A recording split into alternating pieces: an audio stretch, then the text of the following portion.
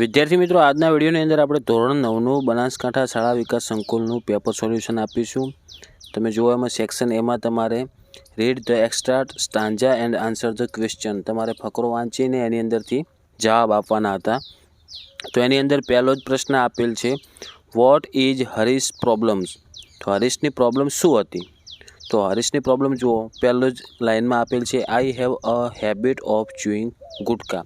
મતલબ તમારે જવાબ કઈ રીતના લખવાનું કે Harish have a habit of chewing gutka, આટલું જ લખવાનું. Same to same I have વાળું લખવાનું નહીં, કારણ કે ત્યાં હરીશની જગ્યાએ શું વપરાશે? એનું નામ વપરાશે આઈની જગ્યાએ. ઓકે. બીજા નંબરનો પ્રશ્ન જુઓ, vote is the result of his habit. મતલબ કે તેની આ આદતનું શું પરિણામ આવ્યું એમ. તો જુઓ બીજા નંબરમાં તમને આપેલ છે લાઇનમાં કે because of this habit, my આપેલ છે એની જગ્યાએ શું લખવાનું આવશે? હરીશનું આવશે, અથવા હિમ અથવા હિઝ, તમે જે લખો એ. Because of this habit his teeth are spoiled. તો એના દાંત શું થઈ ગયા હતા? સ્પોઇલ થઈ ગયા હતા. હવે જુઓ બીજા નંબરનો ફકરો આપેલ છે, એમાં ત્રીજો પ્રશ્ન આપેલ છે કે વેર ઇઝ કે એસ સુરેશ એટ 5:20 AM. મતલબ કે એસ સુરેશ 5:20 ક્યાં હતા? તો પહેલી જ લાઇનમાં આપેલ છે એટ 5:20 જુઓ કે cookie is in a flight planning room. તો એનો જવાબ એ આવશે. એના પછી જુઓ ચોથા નંબરનો પ્રશ્ન કે what is the order for cookie on that day. મતલબ એ દિવસે કુકીએ શું ઓર્ડર કર્યો હતો? તો today's order for cookie is, અંદર જવાબ આપેલો છે જુઓ, જવાબ આવશે N air strike at Batala Punjab at 7 AM. He will lead a 2 plan formation against enemy. Okay, એ એનો શું હતો? ઓર્ડર હતો. પછી જુઓ પાંચમા નંબરના પ્રશ્નમાં આવશે વોટ લેન્ડેડ ઇન રેશમાઝ લેપ. તો જુઓ ધ ન્યૂ બોલ લેન્ડેડ ઇન રેશમા લેપ આવશે. હર લેપ ને રેશમાઝ લેપ લખો તોય ચાલે. ધ ન્યૂ બોલ લેન્ડેડ ઇન હર લેપ.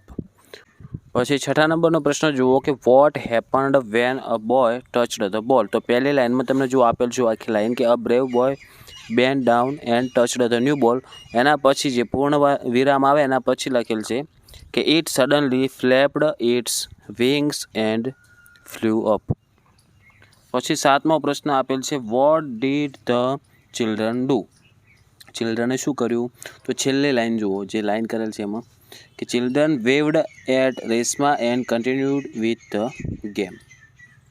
પછી આપણે સ્ટાન્જા વાંચવાનું છે અને આની અંદર જવાબ આપવાનો છે કે પહેલો પ્રશ્ન છે જો 8મા નંબરનો કે write the rhyming word in the stanza. તો જુઓ રાઇમિંગ વર્ડ્સ આપેલા છે ઘણા, ગ્રાસ તો એનું થાય બાસ, પછી મેક તો એનું થાય લેક. ઓકે. પછી જુઓ 9મા નંબરનો પ્રશ્ન આપેલ છે what does the poet advise if you can't be a muskie. તો એનો જવાબ આવશે if you can't be a muskie then just be a bass but the liveliest bass in the lake. Okay. પછી તમે જુઓ સેન્ટેન્સ આપેલ છે, એ sentence પ્રમાણે તમારે જે તમે વાક્ય બનાવો હોય એ વાક્ય તમે બનાવી શકો છો, પણ બંને શબ્દો એક સેન્ટેન્સની અંદર આવવા જોઈએ. ઓકે.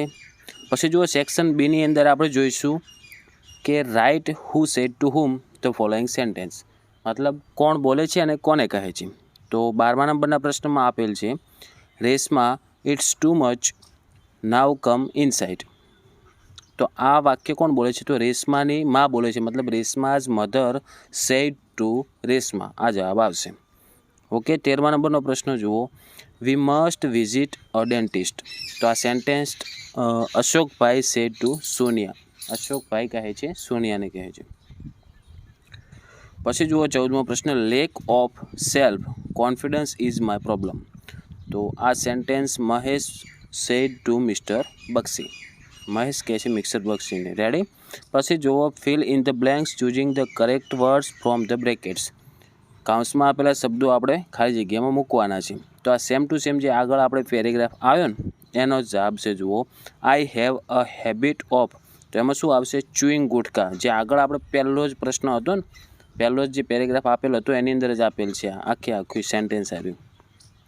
અને જુઓ પછી આપેલ છે because of this habit my teeth R શું આવશે સ્પોઇલ્ડ. તો પહેલી ખાલી જગ્યામાં આવશે ચ્યુઇંગ અને બીજી ખાલી જગ્યામાં આવશે સ્પોઇલ્ડ. ઓકે, પછી જુઓ પેરેગ્રાફ આપેલ છે ફરી. Read the passage and answer the question. 16મા નંબરનો પ્રશ્ન આપેલ છે how many boats were there. કેટલી બોટ્સ હતી ત્યાં? તો જુઓ અંડરલાઇન કરેલ છે કે ધેર વેર 12 બોટ્સ. કેટલી બોટ હતી? 12 બોટ હતી. રેડી. પછી 17મા નંબરનો પ્રશ્ન આવશે who was there in each boat.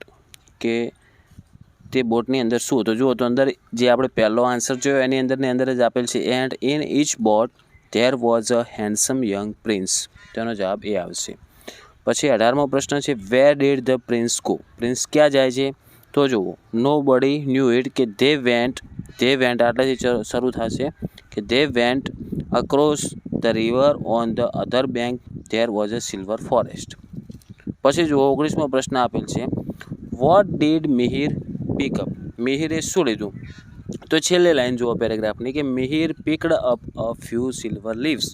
એટલું લખો તો ચાલશે ને આખું સેન્ટેન્સ લખો તો પણ ચાલશે. And put them in his pocket. પછી જુઓ ફરી આપણે ફકરો આવેલ છે એનો જવાબ આપવાનો છે. ઇન્ટરવ્યૂ આપેલ છે કે why did Raghu go to the police station. Raghu police station શા માટે ગયો હતો? તો એની અંદર જુઓ પોલીસમેન પહેલો જે પ્રશ્ન પૂછે છે એની અંદર જ જવાબ આપેલ છે વોઝ યોર વોલેટ સ્ટોલન. તો આપણે જવાબ લખવાનો શા માટે જાય છે તો because Raghu's wallet stolen. Raghu's wallet was stolen. પછી જુઓ 21મો પ્રશ્ન છે ડિસ્ક્રાઇબ ધ થીફ. મતલબ થીફનું વર્ણન કરવાનું છે. થીફ કેવો હતો? તો એનું જુઓ રઘુએ જવાબ આપ્યો હતો કે yes he was tall and thin. તો આપણે લખવાનું ફક્ત કે he was tall and thin. પછી 22મો પ્રશ્ન જુઓ could Raghu see the thief's face. મતલબ કે રઘુએ ચોર હતો એનો ચહેરો જોયો હતો? તો જુઓ છેલ્લા લાઈનમાં જવાબ આપેલ છે નો આઈ ડીડન્ટ. મતલબ કે no Raghu did not see the thief face. તમે આખું સેન્ટેન્સ લખશો તો સારું, માર્ક્સ સારા મળશે. પછી જુઓ સેક્શન સીમાં તમારે ઇનડાયરેક્ટ સ્પીચ કરવાનું છે. પછી જુઓ એના પછીનો પ્રશ્ન 24 જુઓ. એમાં જુઓ તમને જે રીતે સ્ટાર્ટ કરે છે ને સ્ટાર્ટ લાઇક ધીસ, તો એ રીતનું તમારે એનું ફકરો ફરી લખવાનો રહેશે.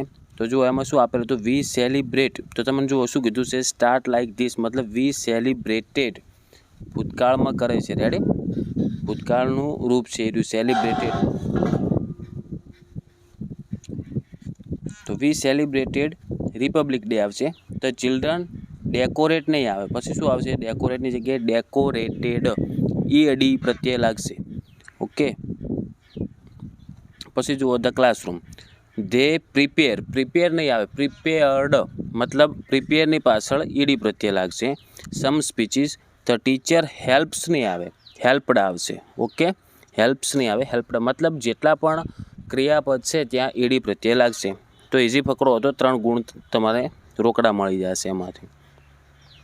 પછી એનો પ્રશ્ન છે જુઓ correct the underline part and rewrite the correct paragraph. 25મો પ્રશ્ન આપેલ છે. તો એમાં જુઓ બાયની જગ્યાએ શું આવશે? બી વાય આવશે. Okay. Last year we go to see a Taj Mahal it was built by એટલે બી વાય. બીયુ વાય છે ને એની જગ્યાએ આવશે બી વાય. બાય શાહજહાન આવશે. ટાઈપિંગ મિસ્ટેક છે. It is a beautiful piece of architecture. Ready. અને જુઓ જો એ આપેલ છે ને તાજમહેલ અહીંયા આવશે આપણે ધ આવશે. અહીંયા શું આવશે? ધ આવશે. તો જુઓ ફરી સમજાવું છું કે last યરમાં V go to see a Taj Mahal નહીં ધ તાજમહેલ આવશે. અને બી વાય જે બાય આપેલ છે અહીંયા આવશે બી વાય. પછી જુઓ સેક્શન ડીમાં તમને કીધું છે કે કરેક્ટ કન્જેક્શન લખવાનું છે. તો જીલ ઇઝ સ્ટ્રોંગ અને જીલ ઇઝ એક્ટિવ. તો એમાં આવશે એન્ડ.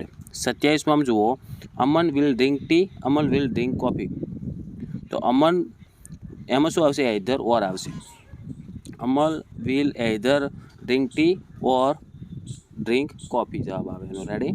પછી જુઓ match the expression with the proper function by taken way. મતલબ આપણે ફંક્શનમાં જોડકા જોડવાનું છે કે નિરાલી કેન સિંગ મતલબ નિરાલી ગાઈ શકે છે. તો એ શું બતાવ્યું? એની એબિલિટી બતાવે છે. તો એક્સપ્રેસિંગ એબિલિટી આવશે. અને 29મો પ્રશ્ન જુઓ કે is Amit at home Amit ઘરે છે, તો આ ઇન્ક્વાયરી થશે, તો એમાં એ જવાબ આવશે. ઓકે. પછી જો 32મો પ્રશ્ન, આપણે એમાં શું કરવાનું કે write the proper question two get the underline parts as their answer. મતલબ તમને પહેલથી જવાબ આપેલ હશે, એનો તમારે બનાવવાનો રહેશે ક્વેશ્ચન. તો મોના ઇઝ વોચિંગ ટીવી. મોના શું જોવે છે? તો મોના ટીવી જોવે છે. તો આપણે મોના શું જોવે મતલબ ટીવીને આપણે પ્રશ્ન બનાવવાનો છે, વોચિંગ ટીવીને. તો શુંથી પ્રશ્ન પૂછવાનો. તો શુંને શું કહેવાય? આપણે વોટ કહેવાય. તો જ્યાં વોટવાળું તમને ઓપ્શન દેખાય એનો જવાબ આવશે વોટ ઇઝ મોના ડુઈંગ, મતલબ ઓપ્શન બી આવશે. ઓકે. પછી 33મા નંબરનો પ્રશ્ન જુઓ. વિનીત બોટ સ્વીટ્સ યસ્ટરડે. મતલબ વિનીતે ગઈકાલે મીઠાઈઓ ખરીદી હતી. તો હવે જુઓ, એમાં વિનીતને પ્રશ્ન પૂછવાનો છે. તો વિનીત કોણે ખરીદી હતી? તો હુથી પ્રશ્ન આવશે, હુ. તો તમને જે હું દેખાય એનો જવાબ આવશે એ આવશે. ઓકે. પછી જુઓ, complete the dialogue with using the expression given in the brackets. તમારે ડાયલોગ કમ્પ્લીટ કરવાનો છે. તો mister Sharma how are you? તો મિસ્ટર પટેલ કયો જવાબ આવશે?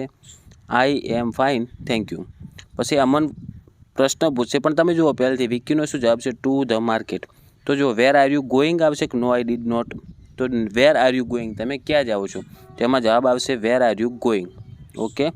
તો એ પણ ઇઝી હતું. હવે સેક્શન એમાં જુઓ, તમને પેરેગ્રાફ રાઇટિંગ પૂછાયેલ છે, માય બેસ્ટ ફ્રેન્ડ અથવા ઉત્તરાયણ વિશે. તમને જે ઇઝી પડતો હશે એ તમે લખ્યો હશે. અને છેલ્લે આપણે ઈમેલ રાઇટિંગ લખવાનું હતું. તો જે વિદ્યાર્થીઓને બાકી હોય પેપર આપવાનું એમને પણ આમાંથી ઘણા બધા પ્રશ્નો કામ લાગી શકે છે. આશા રાખું છું મિત્રો આ વિડીયો તમને યુઝફુલ થયો છે. તો પ્લીઝ વિડીયોને લાઇક કરજો અને તમારે કેટલા માર્ક્સ આવશે એ પણ કોમેન્ટની અંદર જરૂરથી લખજો. ચેનલને જો સબસ્ક્રાઈબ ન કરી હોય તો સબસ્ક્રાઈબ કરી નાખજો અને બેલ આઇકન દબાવજો, જેથી આવા યુઝફુલ વિડીયો તમને સૌથી પહેલાં મળતા રહે. હવે મળીશું આપણે નેક્સ્ટ વિડીયોમાં. Thank you so much for watching my videos. Thank you so much.